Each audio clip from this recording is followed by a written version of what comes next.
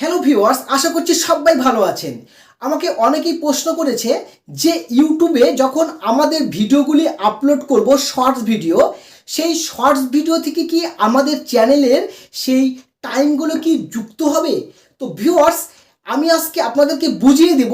একদম একটি আমার ভিডিও দিয়ে দিচ্ছি এবং সেই ভিডিও থেকে আপনারা দেখে নেন যে শর্টস ভিডিওতে যদি আপনার ভিডিও আপলোড করে থাকেন এবং শর্টস কোথায় থাকে, এই শর্টস সেকশনে যদি আমরা ক্লিক করি, ঠিক এরকমভাবে যদি পরপর যদি আমরা ভিডিওগুলি যদি এরকমভাবে স্ক্রল করে দেখি শর্টস ফিড থেকে, তাহলে আমাদের কিন্তু সেই ভিডিওর ওয়াচ টাইমটা আমাদের কিন্তু যুক্ত হবে না।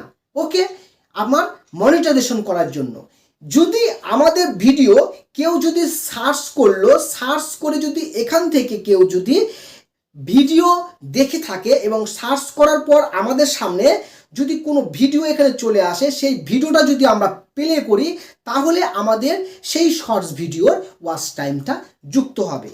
এর জন্য বোঝানোর জন্য আমার এই চ্যানেলের এই যে ওয়াইটি স্টুডিওটা রয়েছে, আমি স্টুডিওটা এখানটা ওপেন করে এবং ড্যাশবোর্ডে দেখিয়ে দেই।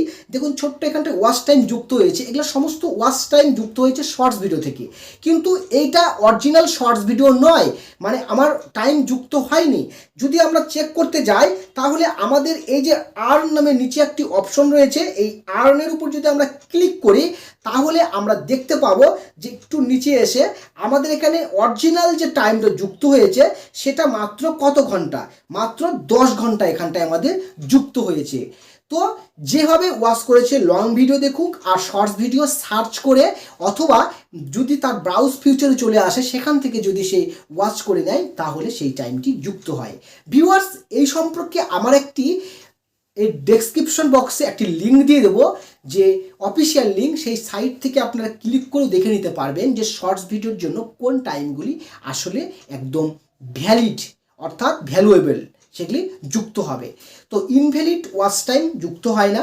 যদি আপনার চ্যানেলকে প্রমোশন করে থাকেন কোনো গুগল অ্যাডওয়ার্ডস দ্বারা, সেই টাইমটি যুক্ত হবে না।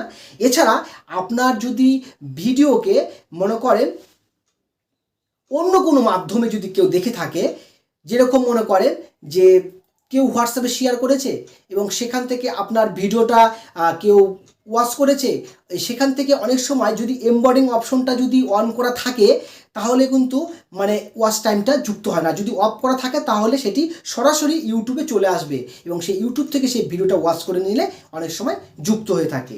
তো এই বিষয়টি জানিয়ে দিলাম।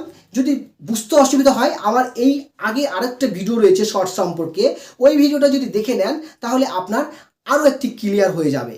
সো ভিউয়ার্স, একমাত্র লং ভিডিও আপলোড করলে সেই ওয়াচ টাইমগুলো যুক্ত হয়, আর শর্টস ভিডিও যদি ব্রাউজ ফিউচার বা সার্চ করে দেখে সেইটাই যুক্ত হয়। আর যদি শর্টস ফিড থেকে কেউ যদি দেখে থাকে, তাহলে কিন্তু আপনার সেই ওয়াচ টাইমগুলো যুক্ত হয় না। তো আশা করছি ভিডিওটি আপনাকে বোঝাতে পেরেছি। ভালো লাগলে লাইক অবশ্যই করবেন, আর চ্যানেলে প্রথমবার থাকলে সাবস্ক্রাইব অবশ্যই করে দিবেন। আর নতুন নতুন ভিডিও পেতে চ্যানেলটি সঙ্গে থাকবেন। ধন্যবাদ সবাইকে।